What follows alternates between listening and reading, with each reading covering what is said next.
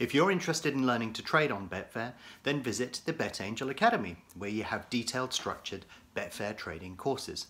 Or why not visit our website where you can download a free trial of BetAngel Professional, but also visit the forum where you can get detailed images, examples, and downloadable files. And don't forget to subscribe to our YouTube channel and click on the bell icon if you want notification of new videos as they're released. So thanks for the feedback that I got on the trading dependent markets video. Hopefully the title hasn't changed between now and when I've recorded this video or when you're watching this video. But the trading dependent markets video, if you haven't seen it, was talking about the title race and how you could actually trade the title race and the English Premiership football season, and how you could profit from it by taking a view on how matches were being played and so on. So I wanted to follow up on that because, you know, one of the questions and the issues that sort of cropped up with this sort of thing is like, you know, who's going to win the title and what games are left and how is that going to influence the title race, because that's part of the trade effectively. And I thought I'd show you a spreadsheet. Now I've got 450 billion spreadsheets on many different aspects of pretty much everything that you can think about in each individual sport, and football is one of my favourite markets because that's where I started, you know, sort of 35 years ago or however long.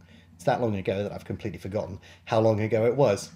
But let's have a look and understand what I'm looking at and why and how, but also how that would influence what you would do in terms of the trading opportunity. Because in the previous video, what I was talking about was how matches are staggered and that certain matches start on certain days and other teams will play in front of that, and therefore the emphasis shifts to the next match and how that affects things from there.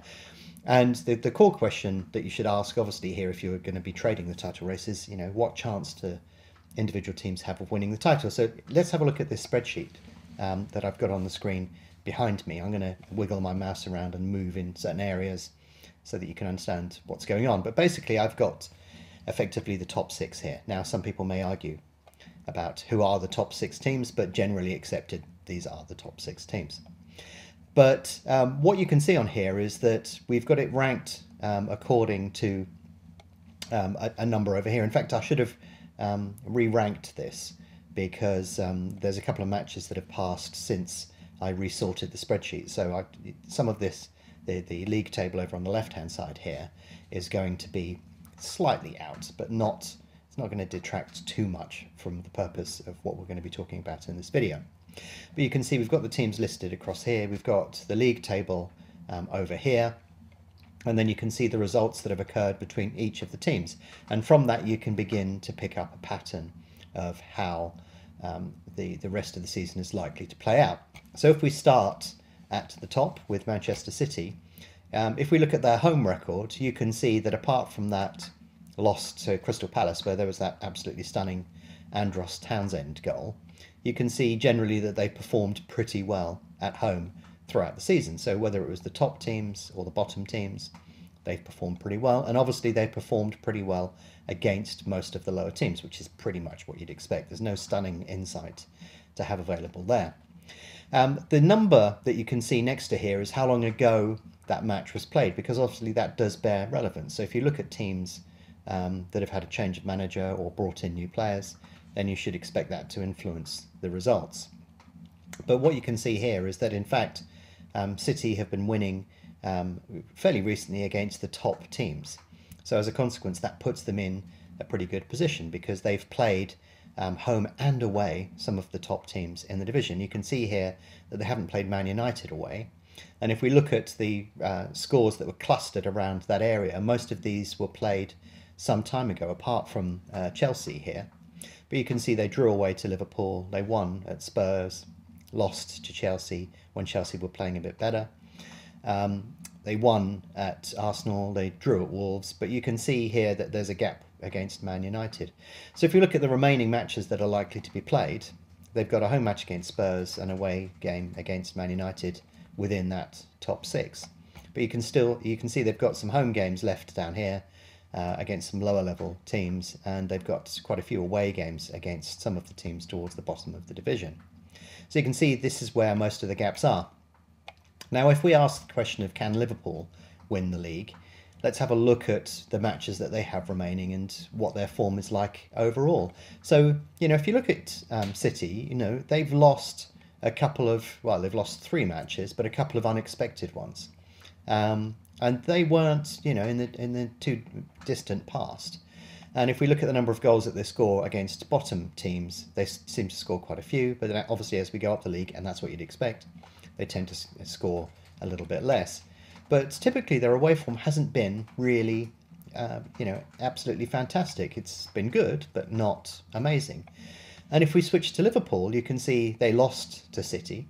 But you can see that generally their form's been pretty consistent right across the entire league. So whether they're playing top division, clubs at the top of the division or teams at the bottom, it's been pretty consistent. But you can see there are huge gaps here against teams that are near the bottom of the division. So if you think about it hypothetically in terms of the number of points that they could pick up, Liverpool have obviously got the same number of away games, or roughly the same number of away games left as City. But if you look at the number of matches that Liverpool have against lower teams away, it's slightly more favourable. So you could expect them, especially given their away form, to pick up a few points there. Home form for both teams, apart from that fluky win by Palace at the Emirates. Is it the Emirates? I think they call it. No, what do they? Because I always think of City's ground as Main Road, funny enough. But obviously, excluding that, their home form is pretty good. But if you look at Liverpool's form, then it's pretty superb, really. And, there aren't many gaps or things for concern in there. But they've still got to play a few of those home teams. So their season will be defined by making sure they win those away games, making sure they get a result against Spurs and Chelsea at home. So probably a good time to meet Chelsea. Difficult to tell with Spurs because if we look at Spurs' form, you can see it's a bit of a mixed bag, really. They seem to do really well outside of that top 6, home and away. They don't seem to have a problem winning games, and they seem to be scoring a lot of goals. But if you look at that cluster of activity near the top of the division, you can see that it's a really mixed bag. So, do City and Liverpool deserve to be at the top? Most definitely. And if you look at some of the other teams, you can see that they've not got as good a sort of set of results against teams that you would typically expect. But also, if you look at Spurs' season, they still have to play some of the top teams away from home. So that's going to necessarily have an impact on what they do. Now, if we look at United, obviously there's a story behind United this season in that obviously Jose Mourinho left after a string of bad results. Solskjaer has come in and has performed miracles, or at least allowed the team to play the way that they get the best out of them. So the interesting thing about this is if you look at the results since Mourinho left, you can see that a lot of the results that we have, so anything that's a 0, so for example, if I look at something that's a 0, you can see here that that was played within the last month. 1 is a month ago, 2 is 2 months ago. So you can see actually that there's a cluster of 1s and 0s towards the lower end of the league table. So in fact, there was a good run of results for a new manager to be appointed. Probably, if you look at that objectively, you would probably say that you would have expected United to win those games. Would they have won them under Mourinho? Perhaps, perhaps not. But nonetheless, they were a favourable run of games. And if you look at the number of games that have been played at the higher end of the division, you can see that obviously there was that win against Spurs away, but there are quite a few gaps there, quite a few games left to be played against the top teams, and that will be what defines the season. So if I was the United board, which I'm not, of course, I would wait a lot longer before deciding whether to appoint Ole Gunnar Solskjaer as the manager, because you can see there's still a lot to be done there, and it's those matches that will define their season for them. Chelsea, you can see here, reasonable home form, but they've made a right mess of everything away, so that's not going to win you the title. And if you look at Arsenal, they've done pretty much the same thing, curiously. They've generally had pretty good home form, but pretty poor away form over the course of the season, lost to a number of different teams all over the entire division.